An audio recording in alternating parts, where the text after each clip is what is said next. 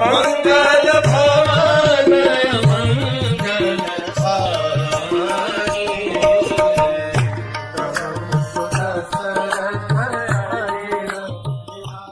हरे कृष्ण। हमने देखा कल कि किस प्रकार से विश्वामित्र, राम और लक्ष्मण ये गंगा के किनारे आए, गंगा में उन्होंने स्नान किया और विश्वामित्र से गंगा के इतिहास के बारे में पूछा। विश्वामित्र मुनि कथा बताने लगे। बहुत समय पहले पर्वतों के राजा हिमवान का विवाह पर्वत मेरु या मेरु पर्वत की बेटी मनोरमा से हुआ। हिमवान और मनोरमा के मिलन से दो बहुत ही सुंदर पुत्रियों का जन्म हुआ, गंगा और उमा। गंगा की शुद्धता, सौम्यता, सौंदर्य, शुद्धि देख करके सारे देवताओं ने राजा हिमवान से प्रार्थना की कि वो अपनी बेटी को स्वर्गलोक में लोगों को शुद्धता देने के लिए भेज दे, एक नदी के रूप में। हिमवान को ये प्रस्ताव बहुत अच्छा तो नहीं लगा, लेकिन क्योंकि देवताओं ने पूछा है और एक राजा का कर्तव्य है कि वो लोगों की बात सुने, और अगर कुछ लोक कल्याण के लिए है तो अपने पर्सनल मोटिव्स को बाहर में रखते हुए लोगों के हित के लिए कार्य करें। हिमवान ने अपनी बेटी गंगा से कहा कि आप अगर जल स्वरूप लो और स्वर्गलोक में जाओ तो मैं अत्यंत ही तुम्हारा आभारी होऊंगा। अपने पिता की बात सुन करके गंगा ने एक नदी का रूप ले लिया और वो ऊपरी लोकों में, उच्च लोकों में बहने लगी। उमा ने तपस्या की और शिवजी को पति के रूप में प्राप्त किया और कालांतर में उनका एक पुत्र हुआ जिनका नाम था कार्तिकेय। इसी बीच में धरा पर प्रभु राम के एक बड़े ही वरिष्ठ पूर्वज राजा सगर राज्य कर रहे थे। सगर राजा की दो पत्नियां, केशिनी और सुमति। केशिनी, सुमति और सगर महाराज ने बहुत घनिष्ठ तपस्या की और तपस्या के फलस्वरूप भृगु महर्षि उनसे अत्यंत प्रसन्न हुए और प्रसन्न होने पर केशिनी को एक पुत्रवती होने का वरदान दिया और सुमति को वरदान दिया कि आप 60,000 पुत्रों की मां बनोगी। कालांतर में केशिनी ने एक लड़के को जन्म दिया जिसका नाम था असमंजस। सुमति ने भी 60,000 अपने अपत्यों को जन्म दिया। असमंजस स्वभाव में बहुत ही विचित्र थे। बड़े होते हुए भी खेल खेल में अपने साथियों का मुंडे घुमा करके उन्हें मार देते थे। He would kill people. That was his favorite pastime.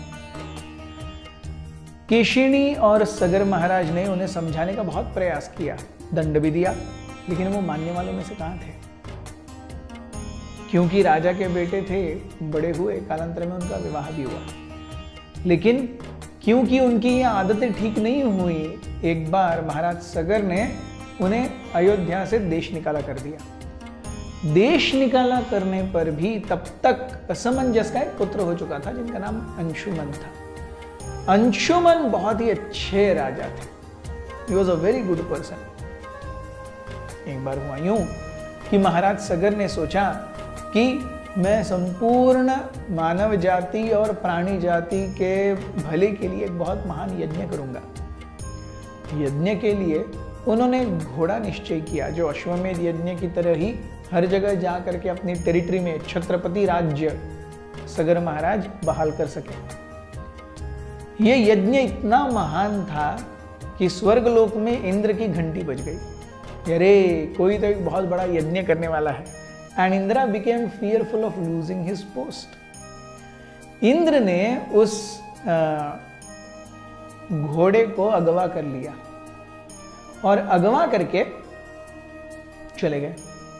बहुत समय तक घोड़ा नहीं है देख करके सगर महाराज ने अपने सुमति से उत्पन्न 60,000 बच्चों को कहा आप जाकर के घोड़ा ढूंढो।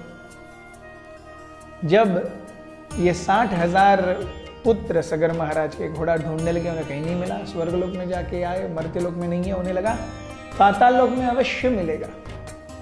उन्होंने गड्ढे खोदना शुरू किया पृथ्वी में और एक गड्ढा इतना नीचे गया कि वो पाताल में आ गए। पाताल में आने के बाद उन्हें घोड़ा तो दिखा, घोड़े के बाजू में कपिल मुनि तपस्या कर रहे थे। कपिल मुनि को ही घोड़े का चोर समझ करके सगर महाराज के 60,000 पुत्रों ने कपिल मुनि पर आक्रमण किया। कपिल मुनि महातेजस्वी ब्राह्मण थे। उनके श्राप से सारे 60,000 बेटे सगर महाराज के भस्मीभूत हो गए।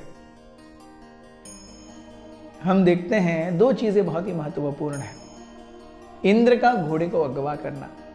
जब व्यक्ति अपने में संतुष्ट नहीं है ना, तब वो चाहता है कि मेरे पास जो कुछ भी है वो हमेशा मेरा ही रहे, nobody else should touch it. And Indra also has this mentality, मेरा स्वर्ग का आधिपत्य मेरे पास रहे और कोई मुझे वहां पे नहीं चाहिए। And that is caused friction. सगर महाराज के 60,000 बेटों की जो गड़बड़ी थी वो क्या थी? They jumped to conclusions that because the horse is standing next to Kapila Muni, it is stolen by Kapila Muni. लेकिन कारस्थान तो इंद्र का था। जले कौन? 60,000 बेटे सगर महाराज के जल गए। सगर महाराज ने और अंशुमन ने जब देखा कि कोई नहीं आ रहा है ऊपर, सगर महाराज अपने पौत्र अंशुमन से कहे आप जाकर के देख के आओ क्या हो रहा है। अंशुमन पाताल लोक में आए, उन्होंने देखा कि घोड़ा है, कपिल मुनि है, तपस्या कर रहे हैं और आजू बाजू में 60,000 उनके चाचाओं की अस्थियां पड़ी हुई हैं। अंशुमन बहुत दुखी हुए और यहां से एक्चुअली उनके उद्धार के लिए गंगा जी के आने की कथा वो आगे बढ़ती है। The actual saga starts, which will discuss tomorrow. Hare Krishna.